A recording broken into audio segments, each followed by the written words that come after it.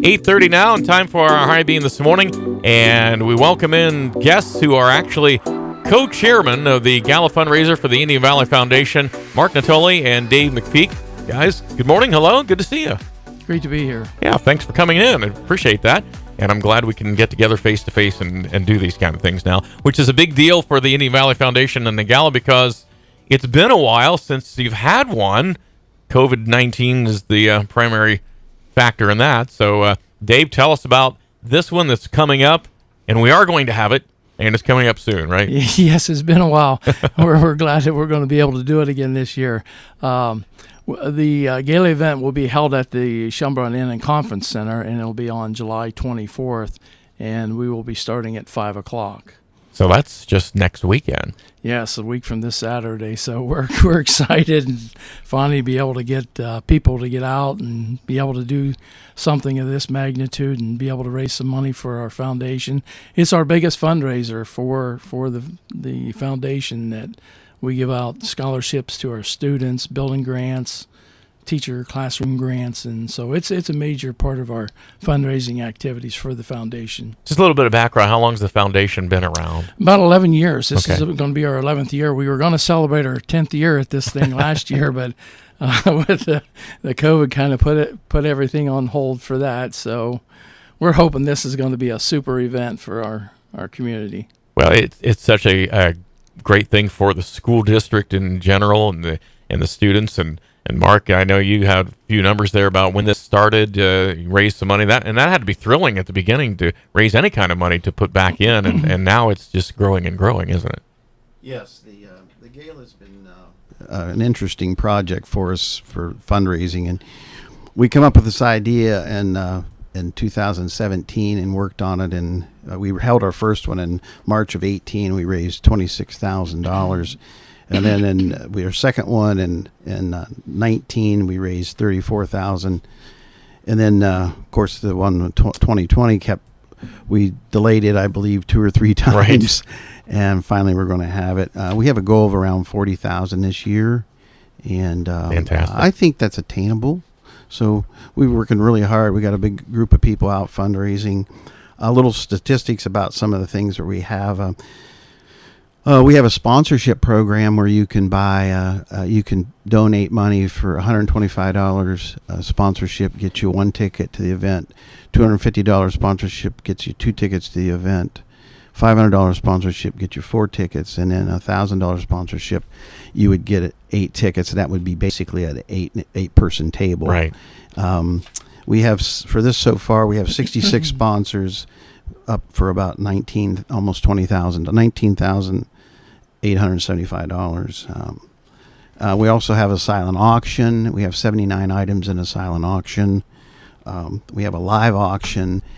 We have 24 items, some really nice items in the silent or live auction. Well, both, but live's a little bit higher level items. Mm-hmm. Bob Hall is our auctioneer. He's also an Indian Valley School Board member. Great auctioneer. We have a gift card pool. It's a $20 gift card pool. We have about 80 gift cards. You pay $20, you get a gift card worth at least $30, and we got 84 of those. And there's I believe about 16 of them $50 and over. So Wow. It's kind of a neat little event there, a remote fundraiser. We have a wine pool. For $10, you get a bottle of wine, a blind pool of wine. We have 111 bottles of that donated by 10 different donors. We have a deck of cards raffle. We raffle off 2 different items. You buy $10, you get a card, and you cut it in half, and you're in the deck of card pool. We have about 16 door prizes to give out during the evening, and they're pretty nice door prizes. And we have some people that donated some stuff for our hors d'oeuvres table and our food. So Utz Snacks donated chips for the hors d'oeuvres table. Yagi Cheese donated cheese for that also. And then, Dave, that's your niece, isn't it? Yes, Elise. Go ahead and spell the name there, or say the name. Her name is Elise, and she's started kind of a little business there with making cakes and so forth, and so she's been a sponsor for us for the last 2. This will be her second time. Okay. It would be 3, but we got knocked off Yeah, last year. it would be 3. So we appreciate what she's doing for our event here. Now we're coming up on the date a week from Saturday. Can someone still say, "Oh my gosh, I didn't know about that. I need to come to that"? How do they get a ticket or make themselves able to come to the event? Is that possible? Yeah, they can still do it.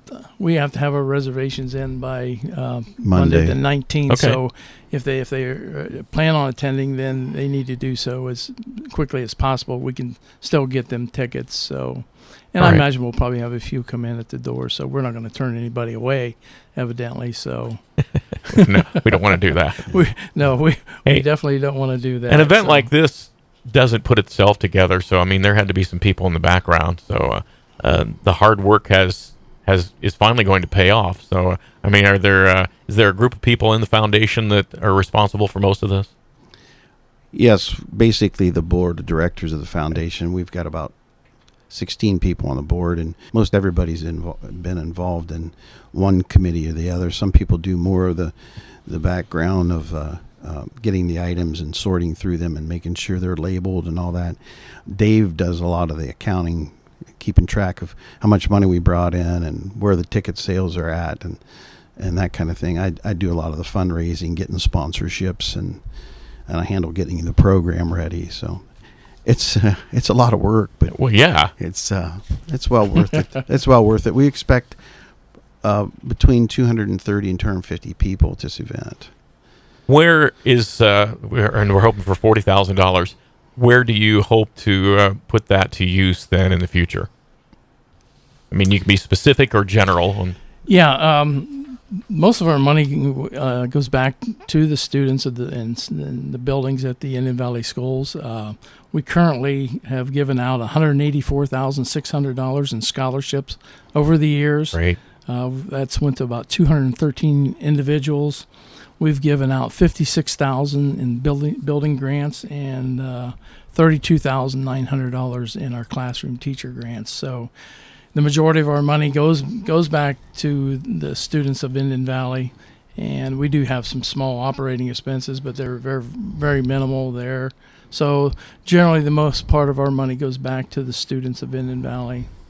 That's And a great community feel, too. You have to feel good just seeing the improvement, even though maybe you don't personally get to use the classroom upgrade, to know that people are getting to do that. Yeah, it's pretty rewarding to see the being able to give more scholarships out and Yeah. do more for the school system. The gala is also an event that brings the communities together. Also, you got 4 different towns that make Midville, Tuscarawas, Jeanette, Hutton, and Port. And time those people really only get together probably at sporting events mostly. Well, this is a social event that allows them to be together, and it's really a really nice event. It's a great sense of community that way, too. So, will it return to spring in the future, or is that something that the board has to decide? I think that's something we've been discussing. We're going to see how this event goes, and I think it's kind of going to be exciting for us to see how this one turns out, because that's going to determine, I think, how we proceed in the future on this event. Yeah, that's a great question, Brad. And we've been debating that, but we wanted to get it over with and then come back and revisit it. It was kind of forced on us to do this. Sure. But one of the things we did to make this event kind of unique is we're renting a large tent. So we're going to have an indoor and outdoor area with a tent. So, And as we know from Indian Valley baseball, spring doesn't always allow outdoor to be as pleasant as we'd like. yeah, that's true.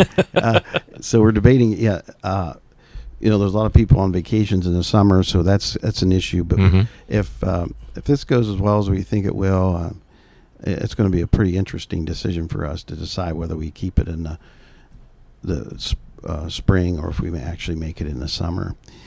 One thing I wanted to mention about we talked about the fundraising and all the money goes back into the schools. Right. One thing we did start this year was we're starting to put money into an investment account to build up a where an endowment type fund where it can continue to provide scholarships, and that's part of the main goal is to do that. Yeah, it sounds good. Well, it sounds like that's a good problem to have, just decide when to have a big event. So congratulations on getting that back. And again, your third annual gala is coming up on July 24th, which is a week from Saturday at the Schönbrunn Inn Conference Center. Used to be Lewis Center, if anybody was confused about that. Same building, different name. So, hey, best of luck to you guys. Hopefully all the hard work is behind and all the enjoyment is ahead, okay? Thank you. All right, thanks a lot, man. Thanks for coming in. That's Mark Natoli and Dave McPeek from the Indian Valley Foundation here on our 8:30 High Beam this morning.